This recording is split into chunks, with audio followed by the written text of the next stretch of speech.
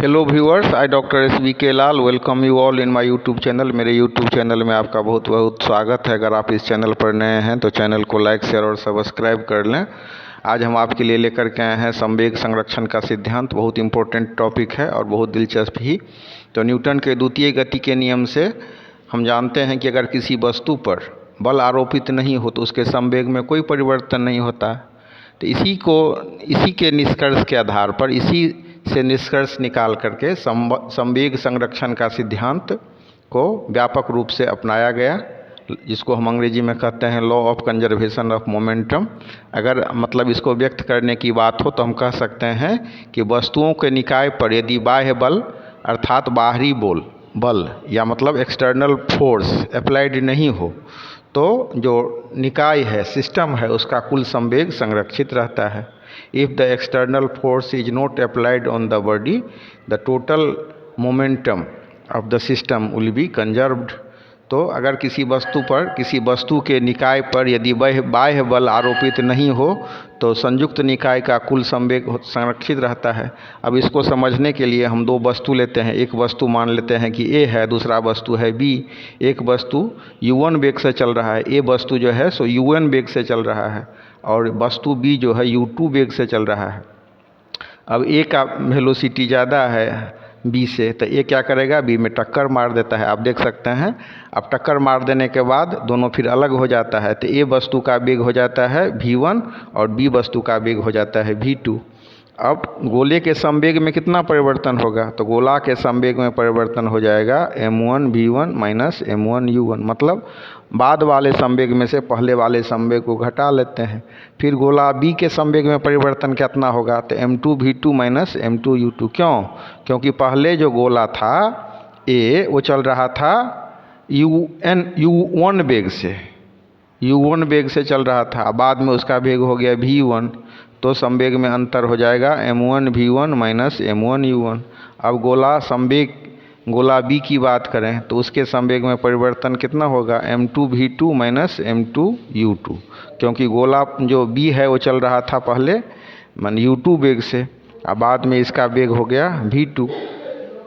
अब न्यूटन का जो मतलब दूसरा नियम है उसके हिसाब से क्या होता है, न्यूटन का तीसरे नियम की अभी हम चर्चा करते हैं, बाद में हम फिर दूसरे नियम की चर्चा करेंगे।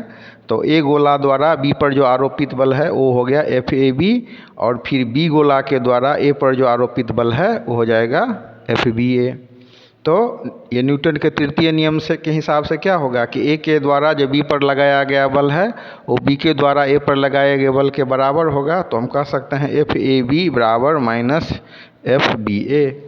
अब न्यूटन के दूसरे नियम की चर्चा करते हैं, जिसके हिसाब से किसी वस्तु पर जो आरोपित बल होता है वो संवेग परिवर्तन के दर के बराबर होता है। तो ये जो वस्तु जो है FAB का वैल्यू हम न्यूटन के द्वितीय गति से निकालेंगे तो हमारा हो जाएगा FAB बराबर m1 v1 minus m1 u1 बटा 2/t। अब इसके बाद हम FBA का मान निकालेंगे m2 v2 minus m2 u2 upon t। अब जो हमारा ये जो समीकरण था FAB बराबर माइनस FBA, इसमें हम FAB और FBA का मान हम पुट कर देंगे तो हमारा इक्वेशन बनेगा m1 v1 minus m1 u1 upon t बराबर minus m2 v2 minus m2 u2 बटे t। तो इसको सॉल्व करेंगे तो क्या हो जाएगा, t से t कैंसिल हो गया, तो इसको हम लिख सकते हैं m1 v1 minus m1 u1 बराबर minus m2 v2 plus m2 u2। तो बराबर हो जाएगा m1 u1 plus m2 u2 बराबर m1 v1 plus m2 u2। इसका मतलब क्या हो गया, इसका मतलब हो गया कि टकराने के पहले जितना संवेग था निकाय का, टकराने के बाद भी संवेग उतना ही रहेगा। तो हम कह सकते हैं कि संवेग का जो है टोटल जो सिस्टम है, टोटल जो निकाय है उसका संवेग नियत रहता है, कांस्टेंट रखता है, मतलब नहीं बदलता है। तो हम कह सकते हैं कि पिंड के टकराने से पूर्व तथा टकराने के पश्चात कुल संवेग नियत रहता है। इसे ही हम कहते हैं संवेग संरक्षण का सिद्धांत। अब इसका कुछ उदाहरण सब लेंगे, जैसे बंदूक का प्रतिक्षेप। तो गोली दागने के पहले गोली और बंदूक का कुल संवेग 0 होता है, और गोली दागने के बाद गोली की गति विपरीत दिशा में मैंने बंदूक चलता है, मतलब गोली जिधर चला उसके विपरीत दिशा में बंदूक विस्थापित होगा, इसे हम बंदूक का प्रतिक्षेप कहते हैं। रॉकेट की बात करें तो रॉकेट से जो गैस निकलता है तो उस विपरीत दिशा में रॉकेट आगे बढ़ती है, ऊपर की ओर उठती है।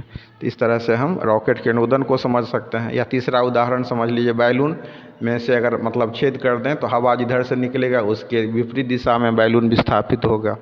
तो ये हो गया संवेग संरक्षण के कुछ उदाहरण, जिसको बढ़िया से समझिए, बहुत इम्पोर्टेंट टॉपिक है ये।